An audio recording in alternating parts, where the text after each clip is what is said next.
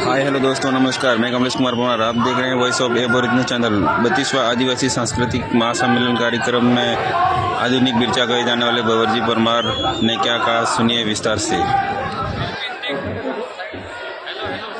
जय जोहार का नारा है, जय जोहार का नारा है। तो हाथ ऊंचा करके जय जोहार का नारा है, जय जोहार का नारा है, जय जोहार का नारा है। यह नारा 2015 में मैंने गढ़ा था और इस नारे ने दक्षिणी राजस्थान और हमारे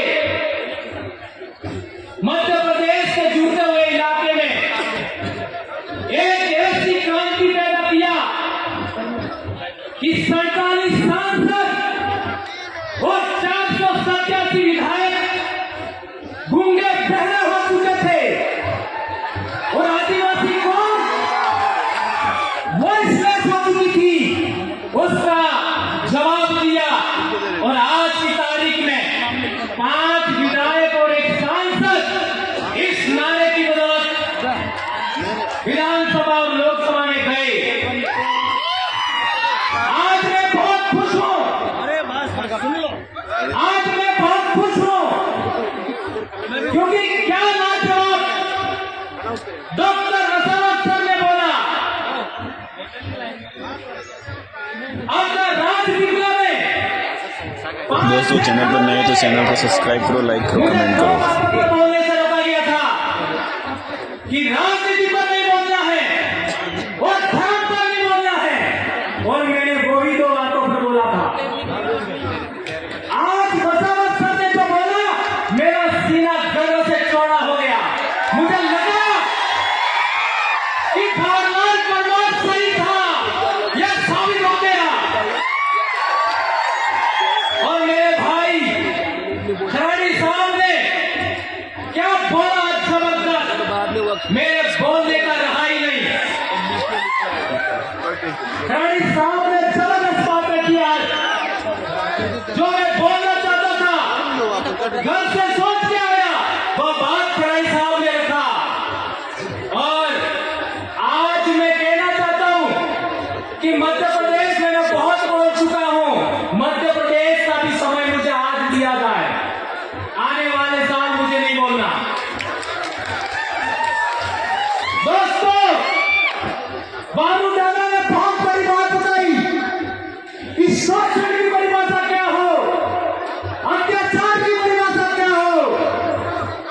दोस्तों, हम लोगों को वनवास सिखाया जा रहा है, यह भी अत्याचार है। हमारे समाज को धर्म में बांटा गया, यह भी अत्याचार है। हमारे समाज को पार्टियों में बांटा गया, यह भी अत्याचार है। रोड़ी प्रथा की बात करें, हमारे इलाके में आज की तारीख में एक महिला का कम उम्र में पति मर जाता है तो क्या किया जाता है? जब बच्चे छोटे छोटे होते हैं तो महिला मात्र 12 दिन वो महिला ऐसे विधवा होती है। ये रूढ़ी प्रथा बहुत बड़ी। 12 दिन के बाद उसको पसेरी बनाई जाती है और वह पुनः सुहागन हो जाती है। ये कितना बड़ा समाज व्यवस्था है। एक महिला के मान सम्मान इज्जत के लिए यह कितनी बड़ी रूढ़ी प्रथा है, उसको भी हमें आगे बढ़ाना होगा दोस्तों। और एक बड़ी बात बताई थी गौरतलब ने कि हम हिंदू भी नहीं है, मुस्लिम नहीं है, ईसाई नहीं है। हमारे लोग कहते हैं कि हम हिंदू नहीं है, लेकिन हिंदू क्यों नहीं है कभी नहीं बताते, कभी नहीं बताते। और इस बताने की बात आए तो वो मात्र ये कहते हैं कि हिंदू विवाह की नियम हमारे ऊपर लागू नहीं होता। आज रतलाम में देखिए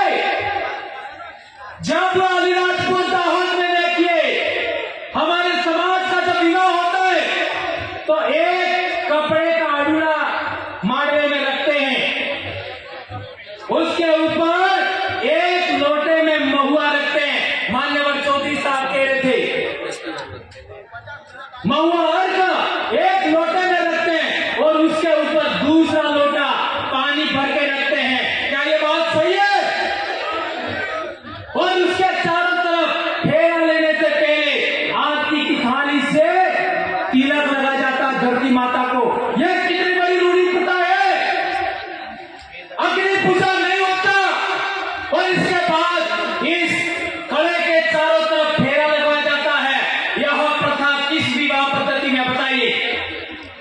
क्या यह प्रथा ब्राह्मण प्रथा में है क्या? नहीं है। क्या ईसाई प्रथा में है क्या? नहीं है। क्या इस्लाम प्रथा में है क्या? नहीं है। तो हम लोग हिंदू भी नहीं है, हम लोग ईसाई भी नहीं है, हम लोग मुस्लिम भी नहीं है। ये बात प्रमाणित होता है। और हिंदू तो कोई धर्म भी नहीं है। ब्राह्मण धर्म को हिंदू धर्म कहते हैं। ये बात समझना है तो हम लोगों को जबलपुर हाई कोर्ट का जजमेंट पढ़ना होगा। एक धर्म क्या होता है उसके लिए चार बड़ी बातें हैं। एक, जो वर्ण व्यवस्था है वो धर्म है, और दूसरा प्रायश्चित होता है वो धर्म है, और तीसरा बात है कि हमारा जो क्या कहते हैं आपका पूजा पद्धति का आधार है वो धर्म है। तो हमारे समाज की व्यवस्था के अंदर वर्ण व्यवस्था नहीं होता। ये सुप्रीम कोर्ट ने बोला है, आपका जबलपुर हाई कोर्ट ने बोला। जो लोग आपका वेद से संचालित नहीं होते, जो रामायण महाभारत से संचालित नहीं होते, जो पुराण से संचालित नहीं होते, जो वर्ण व्यवस्था से संचालित नहीं होते, वे लोग अपनी रूढ़ी प्रथा से, अपने कस्टम से संचालित होते हैं। वो आदिवासी है, वो किसी भी धर्म में नहीं आते। ये जजमेंट में कहा गया है। आज तक हम लोगों को किसी ने नहीं बताया। और एक बड़ी बात, नंदा ताई, आज इनका सम्मान हुआ। नंदा ताई के जजमेंट में कहा गया है अबोरिजिन्स और शेड्यूल ट्राइब, यानी शेड्यूल ट्राइब का मतलब हुआ अबोरिजिन और शेड्यूल ट्राइब, और ब्रैकेट में आदिवासी लिखा है। तो जो लोग हमको वनवासी कहते हैं वो लोग कंटेम्प्ट ऑफ कोर्ट कर रहे हैं। हमें केस किया जाना चाहिए। कौन भाई साहब इसके लिए तैयार है? हाथ उठा दो। ये कंटेम्प्ट ऑफ कोर्ट का जब आपका केस किया जाना चाहिए तो मैं मानूंगा कि नंदाबाई के साथ आपका न्याय हुआ। एक और बड़ी बात, हमारे बहुत सारे बड़े वक्ताओं ने बात रखा। एक बात आई थी भी प्रदेश, तो कई लोग मेरा विरोध करते थे। 2015 में मैंने एक आपका व्हाट्सएप पर ग्रुप बना दिया भी प्रदेश, और वो भी रेवा काठा डायरेक्टरी। मैं पैदाइशी मानकर आंदोलन की देन हूं। ये खराड़ी साहब पैदाइशी मानकर आंदोलन की देन है। और ये आपका जितना भी दक्षिणी राजस्थान और उत्तरी गुजरात का आदिवासी है, उत्तरी मध्य प्रदेश का आदिवासी है, मानगढ़ आंदोलन की पैदाइश है। और मानगढ़ आंदोलन का सबसे बड़ा उद्देश्य था भील राज कायम करना। और ये बात कौन गुरु के इतिहास में लिखी हुई थी, उसी को आधार मान करके मैंने भील प्रदेश व्हाट्सएप ग्रुप बनाया।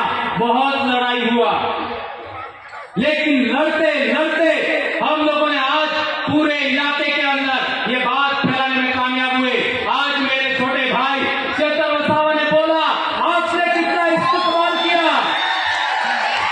मेरे छोटे भाई जयकृष्ण पटेल ने बोला, कितना बड़ा आपने इस्तेमाल किया। और हमारे डामोर सर ने भी बात किया। आप लोगों ने इनको सर आंखों पे रखा। ये बात हम लोगों को आगे बढ़ाना है। लेकिन मेरा भील प्रदेश क्या है? मेरा भील प्रदेश एक राज्य से भी बड़ा है।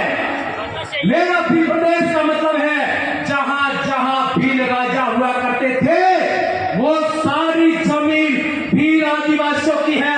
ये आदिवासियों के जल जंगल जमीन की लड़ाई है। ये है भील प्रदेश मेरे लिए।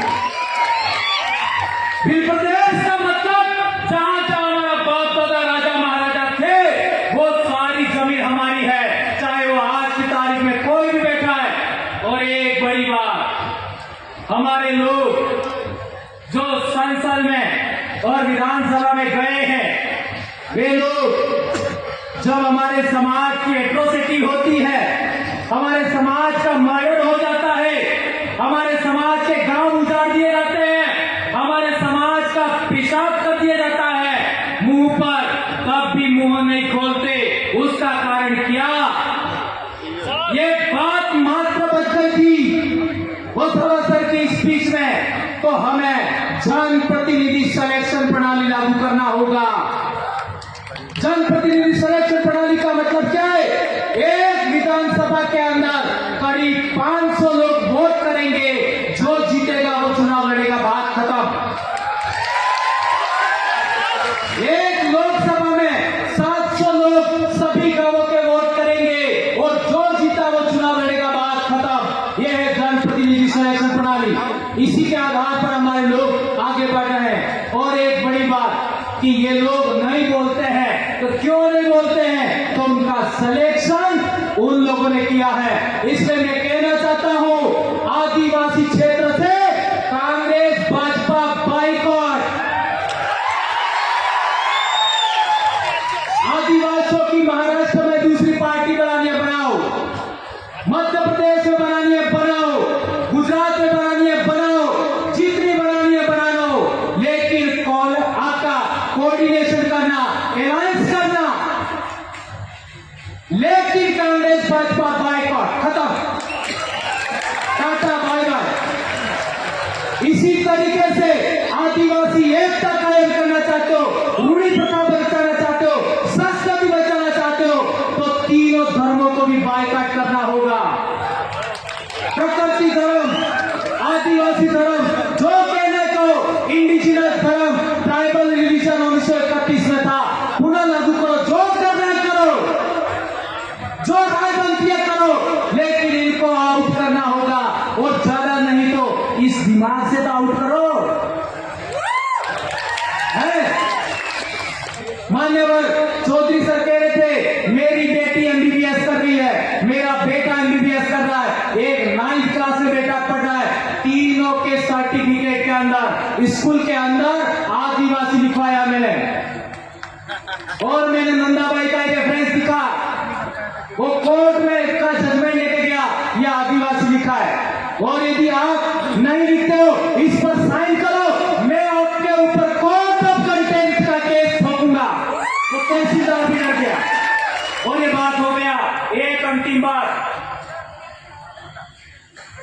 हाँ, हमारे समाज के अंदर किसी का विवाह हो जाता है और किसी कारणवश आदमी महिला को दान क्षेत्र न्यायालय नियमत में दान એટલે अनाज क्षेत्र એટલે मर्यादा सम्मान, महिला के साथ सम्मान नहीं करे और पोटली पेकर के रोज बदमाशी करे, मारे पीटे, तो हमारे महिला को छेड़ा छूट लेने का हक था।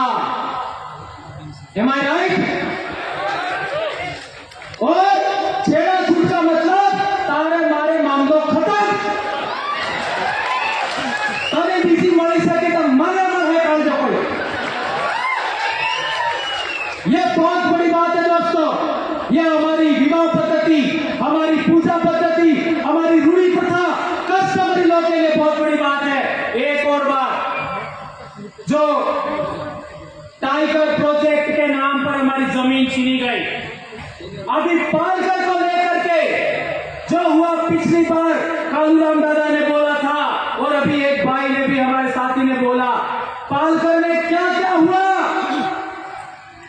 स्टैच्यू ऑफ यूनिटी पर क्या क्या हुआ, आपका केवड़िया में आपका क्या क्या हुआ, हसदेव में क्या क्या हुआ, मणिपुर में क्या हुआ। हमारे लोगों को गुमान था हमारी राज्यपाल आदिवासी है, हमारे लोगों को गुमान था हमारी राष्ट्रपति आदिवासी है। क्या किया? सिफार। इस पर मेरा विश्वास उठ गया है और मैं लंबे समय से कह रहा हूं, सरकार तेरी नौकरी लेना तो ले, मैं कभी चुनाव नहीं लड़ूंगा, लेकिन तुम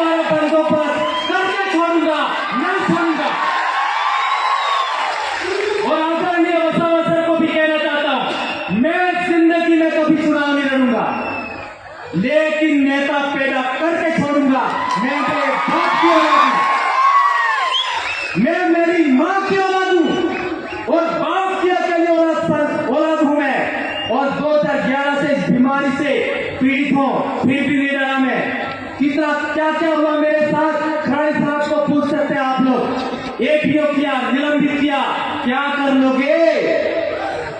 लाखों डॉलर प्रमाण पैदा हो गए।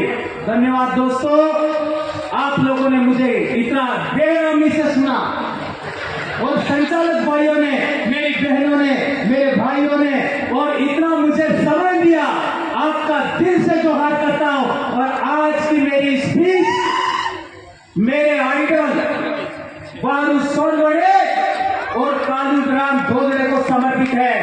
जय जोहार, जय आदिवासी, जय प्रदेश, जय भारत। आबू आदि सुन रहे, आबू राज, आपकी जय।